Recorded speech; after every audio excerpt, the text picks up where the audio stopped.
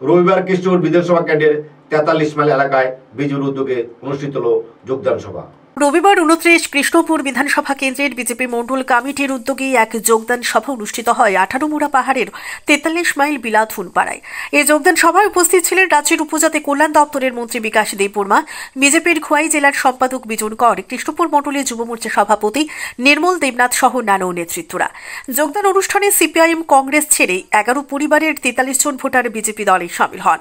দলত্যাগীদের দলীয় পতাকা হাতে তুলে দিয়ে দলে বরণ করে নেন মন্ত্রী বিকাশ দেববর্মা। বিগত সিপিআইএম সরকারের প্রশাসনিক ব্যবস্থায় প্রত্যন্ত এলাকাগুলোর উন্নয়ন হয়নি, আর উন্নয়ন ঘটেছে তা শুধু নেতাদের ঘরে, এমনটা অভিমত ব্যক্ত করেন মন্ত্রী বিকাশ দেববর্মা। তেলিয়ামুড়া থেকে নিজস্ব প্রতিনিধি রিপোর্ট, নবীন ত্রিপুরা। বন্ধুদেরকে আজকে 18 মোড়া বিসি কৃষ্ণপুর বিধানসভার মধ্যে 43 মাইল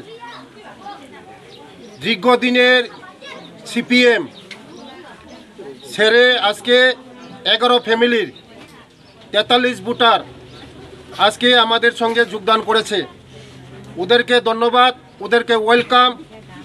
কারণ আমাদের এই রাজ্যের জনপ্রিয় মুখ্যমন্ত্রীর নেতৃত্বে আমাদের যে সরকার চলছে, জনমুখী সরকার, গরিবের সরকার, আমাদের অন্তদয়দের সরকার এবং সব মেহনতি মানুষদের সরকার।